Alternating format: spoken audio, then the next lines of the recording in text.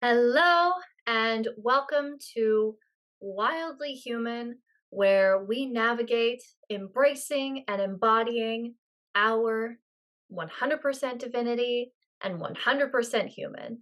I'm your host, Heather Gale, and welcome to the first episode.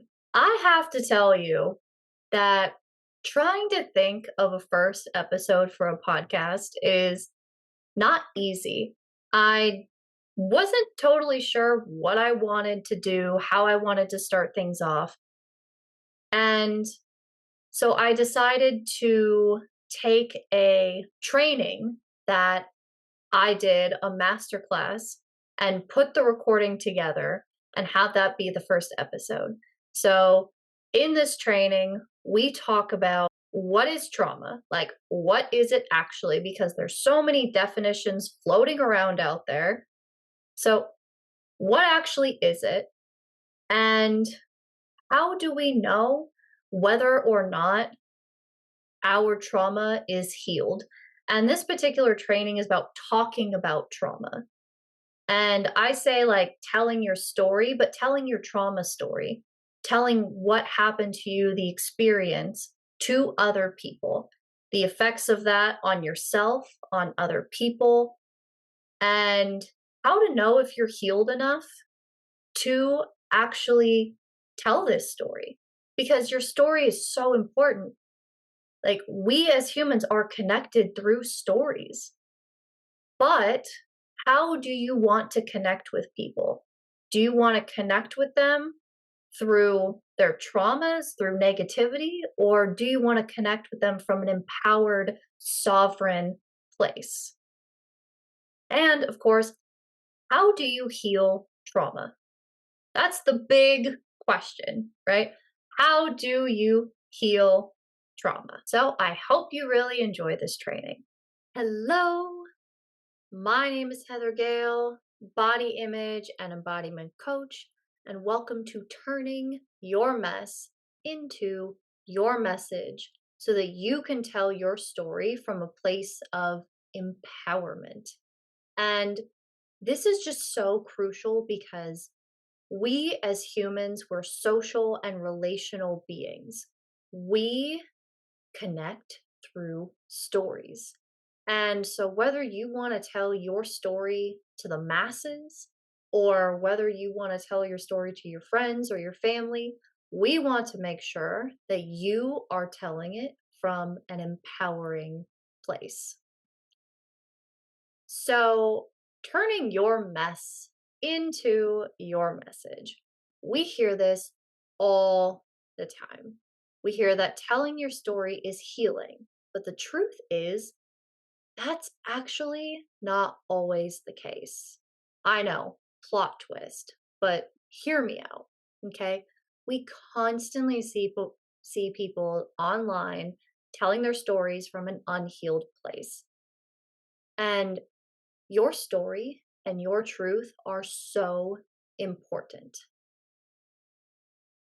And it's really important to tell your story from your truth versus your trauma body. When we speak from our trauma body, that is not the truth of you. That is an experience. And while that experience did happen and it's valid, it is not who you are at your core. It is not, right? Our experiences do not make who we are at our core. They're experiences, they're lessons. And this isn't to invalidate anything you've been through in life. This is just, we want to make sure that you have a healthy connection with yourself, with other people. I'll talk more about that later. We want to make sure that you are telling your story, your experiences from the truth of who you are, from your heart, from your soul, and not from your wounds. Because when we create from wound, we just create more wound. And this is, like I said, either whether you want to talk to the masses, whether you're talking to your friends, your story and experiences are important, and it's also important not to hurt yourself and other people in the process. Saying trigger warning is not enough. We are going to cover what is trauma, the effects of telling your trauma story, before the trauma is healed, how to heal trauma, and how to tell if you're healed enough to tell your story from an empowered place. Okay, so we're covering a lot. Grab your notebooks, grab some water, whatever you want to do, because we are getting into it. So, what is trauma? There are many definitions, but the simplest and most widely accepted one is too much, too fast, too soon, and or too little for too long. Trauma includes experiences like life events and conditions of living, such as racism, sexism, poverty. Okay, it's both experienced and perceived, which is why you can't tell someone what they experienced wasn't a traumatic experience. And this is also have two people can have the same experience, and one might need to go to therapy, but they can still function day to day, and the other person might have PTSD. It's essentially the experience of being overwhelmed or the perception of something and then feeling overwhelmed. And it overwhelms our usual coping mechanisms. So, some people they've heard of like big T trauma, little t trauma. There's complexities such as bullying, lack of love. And this is what we're talking about. This is why trauma can be so complex. It's the experience of being overwhelmed to the point where it overwhelms your normal coping mechanisms. I want to make that very clear. Every time you're overwhelmed, you're not experiencing trauma. Okay? Let's just get that out there. So, one thing that I think is really important is the experience of being overwhelmed isn't released when we tell our story. Trauma is not a quantity that can just be released. It is something that we process and learn how to live with once we gain new internal and external resources to coexist with. So, when we talk about trauma healing, it's actually processing the experience and having resources so that we don't intensely experience the charge that is associated with trauma. So, if we were overwhelmed during the original experience, the perception of the experience, or the conditions, then we will be overwhelmed during the retelling of it. And this is really important because something will happen. We tell our friends, our family, go to a healing circle, a therapist, without having new resources. And we become re traumatized and we're reliving it all over again because trauma is in the body. And there's this misguided belief that if we understand or we tell our story that that's enough for healing to take place, but you absolutely need those resources. Healing cannot take place without the resources, and we'll get to some examples of those later. So another thing about trauma is that it has a superpower of time travel. And I mentioned before, it's experienced felt in the body. May have heard of the body keeps score. That's what we're talking about. The past intrudes on the present, and then the present controls our future. So time just collapses. And until we heal trauma, we are in that time collapse, essentially. So, the effects of telling your trauma story before you're healed is you actually re experience the event as if it's happening to you right now, right? Trauma is a time traveler, and your body will begin to tense up, your heartbeat and your blood flow will change. Your vision will go out of focus. There's a cascade of hormones just coursing through your body. Your nervous system will go into fight, flight, or freeze depending on the state it was in during the event. There will be a set there's many different things that can happen, but there can be over focus, a sense of pressure, hurry, a sense of rigidness in our bodies. And these things occurring and repeatedly over time aren't good for your physical, mental, emotional, or spiritual health. It's just straight up draining. And repeating this over time, it wires our nervous system to be in this constant state of hyperarousal, hypervigilance, causing this to become our normal, which is why one of the things I'm always saying is just because it's normal doesn't mean it's right. One of the biggest indicators that you're re experiencing is if, while you're telling the story, it feels as if it's happening right now, that it's alive for you. I also want to point out that if we are in this constant state of arousal, then we can become so overwhelmed that we collapse. Like, if you have a busy mind, it'll go blank. Instead of feeling the speediness, time just slows down. You can become dreamy and habituated to that and the endorphins that being in the dream state causes, right? This is also distraction. I mean, a lot of the distraction that we face nowadays are dopamine hits, but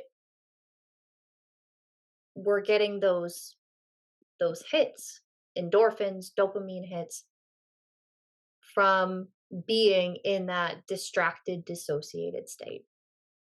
Another effect of telling our story before we healed is it can actually cause trauma bonding, which is literally what it sounds like. You are forging a bond with somebody through our traumatic experiences. When we tell our story from an unhealed place, it's not just us who are affected, but also the people that are listening to it. And it's not just in the words we're saying, but it's the vibe we're saying it from. Actually, it's mostly the vibe of where we're saying it from. Humans are relational and emotional beings. And so emotions help drive our relations, and they will have a greater impact in our relationships than the words that are just said, right? Like we hear, oh, the vibe isn't right. We care more about that than the words actually being said. And so when we tell our trauma story, there's that hurriness, that pressure, that dis-ease that we feel. And coming back to the trauma bonding, there's that saying, misery loves company. And relaying our trauma experiences, it becomes a point of connection. Okay. Humans and mammals are wired to seek connection.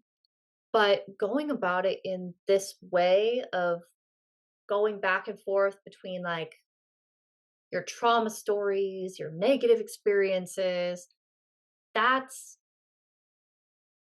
that doesn't create intimacy. It's intensity. And I want to say a lot of that, it's not our fault. Think about the rom-coms and the fairy tales that we grew up with. They romanticized intensity. And when we feel that intensity in the charge we receive from telling our story over and over again, in the intensity we feel during the share we do, we feel close to someone, but it doesn't have the consistency, the safety, or the trust built in that we're actually looking for because intimacy is built over time. So, what is trauma healing? So, our trauma is healed when we can tell the story and not re experience it in real time. We're saying it as if it's a fact with the same charge as if you were to tell somebody that the sky is blue. I mean, there might be a little bit more of an emotional charge than that, but you get, you're picking up what I'm putting down, right? Okay. We tend to have this belief that if we don't feel the emotion, then we're invalidating the experience and we might feel guilty. But that's actually a good sign that you're healing. We don't have to feel the emotion for the experience to be important. Like, I can say, my grandma died and I'm sad about that, and not feel the sadness right now. I can feel the love that I have for her in my heart, but I might not feel the sadness right now in saying that statement. And the lack of the emotion of overwhelming sadness, it doesn't negate the importance and the love that I have for her. Now, this doesn't mean, that you'll never feel that I will never feel the sadness again. But the intensity of when it first happened and being in the depths of the grieving process has diminished. And when we're on our way to healing trauma, and when trauma is healed, we're able to feel the process of the original intensity, but it's in much smaller quantities that we can metabolize, digest it, feel it, and not be overwhelmed or consumed by it. So, how do we heal trauma? It's through liberation and repatterning. So, the liberation is the removal of the experience or condition that is threatening our safety. And repatterning is changing how the experience is lived and held in our body. So, what happens during the event or condition is control is taken from us and we feel unsafe and powerless. So, the very first thing that we want to do, that we need to do to move from trauma to healing is to have awareness, what's called interoception, the awareness to feel into ourselves. And we do this in a safe, measured, and gentle way. And the most effective way that I've found is through the breath, just feeling yourself breathing. You could also touch. Oh, the breath and touch is so, so powerful to help bring us back to our bodies. And so you can just gently stroke your face, feel the sensations of your face and your fingers. And questions you can ask is, what's the texture? Is it soft? Is it smooth? What's the temperature of your skin? And part of the awareness process is to discern whether or not something is working for you. And then you stop and honor and celebrate yourself for noticing and stopping. In those moments, you took your power back and and you made a choice, which is just amazing. And Maybe you need to start by dipping your toe in. Maybe stroking your face or settling in it feels uncomfortable. Stop and come back to it another time. And this is just, we're not even talking or thinking about the trauma yet. This is just coming back to the body. Okay. So, like I mentioned, we want to, in the repatterning process, we want to bring safety and control, aka agency, authority, sovereignty, into our lived experience now. So, we first start this with cultivating and bringing in the practices where we feel safe and sovereign in your current experience. So, using the body to do this, this can be done by taking the time to sit up straight in a sovereign body position. Breathe into your lower belly and just be present with that. I recommend eyes open with one hand on your heart, one hand on your belly, and placing the focus on your breath and your hands. If it feels safe for you to close your eyes, then go for it. Closing the eyes actually really helps us with the interoception. But if you close your eyes and you do this practice and you start to feel really, really uncomfortable and like really charged and really aroused, then try it with your eyes open first and see what happens. And then once we start to get used to being in our bodies, then bringing in this practice when you think about the event, the circumstance, and when you currently experience uncomfortable, unpleasant, actually all emotions or sensations. And this rewires and regulates your nervous system as well as cultivates resilience. Not the bootstrapping, white knuckling it idea of resilience that we grew up with, but true emotional resilience. And this will increase your bounce back time when you're experiencing these difficult emotions, and you train your nervous system that you are supported and you've got you. And when you know that you're supported and you've got you, your relationships will completely transform. You won't be codependent. You, I mean, it's a process letting go of codependency, but you'll let go of people pleasing tendencies. The people that you feel like maybe they take you for granted, they're going to be out of your life. The relationships that are not aligned with you are going to fall away. And it all starts with feeling safe within yourself and being in your authority and having that body position. That is how we do it. Our bodies actually tell our mind how we're feeling.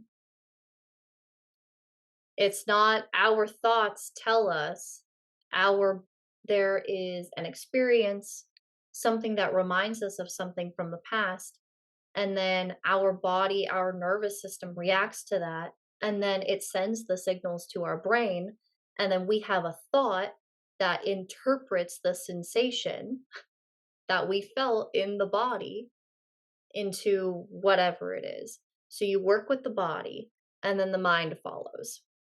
Okay. And in repatterning, we essentially just do the opposite of the state that we were in.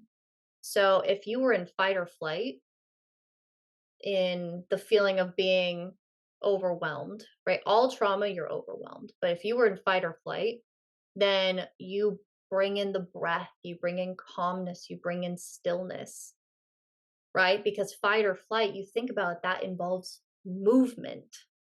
And so we want to bring in the opposite of that. If you were in a freeze state, then you bring in movement.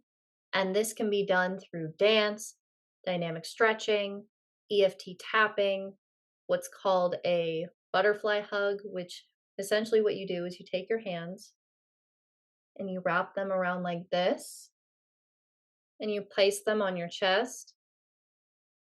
And then you sort of tilt your hands back and forth, kind of like a butterfly is flying. And then part of the agency, part of the interoception and the awareness is, how do you want this to be? Do you want it to be slow with more pressure, or do you want it to be fast with lighter pressure? Right? Whatever feels the most soothing to you. And I want to say, I do see so many people that are in a hyper aroused state and they do EFT tapping. And while that can be helpful to calm us a little bit, we do want to get to the point of repatterning. So if we do tapping, like I'm just going to use this point right here, this can sort of help us to release the charge a little bit. And then once we start to feel that calmness, then bringing in just the breath. And if we start to feel overwhelmed again, go back to the tapping. And of course, like you do deep breathing while you tap as well. And then, okay, the charge is starting to go away. And then going back to the breath, right? And that will really help us repattern and cultivate that resilience. All right. I hope that this served you. And I would love to know, what was your biggest takeaway? What resonated, what landed with you, just what you got out of this. Let me know in the comments below. I do read them. I will reply to them. If you have any questions for me, you can ask in the comments. If you don't want to ask your question in the comments, I'm also going to put my Instagram so you can send me a private message in the description below. In the description below, I'm also going to put my link tree as well as other links, especially to my 14-day trauma detox. It is $14 and you get a PDF, and it includes recipes, journaling prompts, somatic practices, so working with the body, the soma, to release trauma, and that's yours forever. And if you're a bit of a info nerd, there's quite a bit of information in there as well. And yeah, it's $14 and essentially $1 a day for 2 weeks. Like, I wanted to make it super affordable for anybody who is interested. I will leave that below. Thank you so much for listening to episode 1. If you have any questions for me, you can always DM me on Instagram at I am Heather Gale. I'm going to link my Instagram in the description, in the show notes, so you don't have to go hunting around for it. And you can also, if you're on Spotify, I know there's a question box. So you can answer your question, ask your questions there, and I will answer them. You can also leave a comment. If you're watching this on YouTube, leave a comment. And if you're watching this on YouTube, don't forget to like, comment, subscribe, share, all the things. And I will see you next week.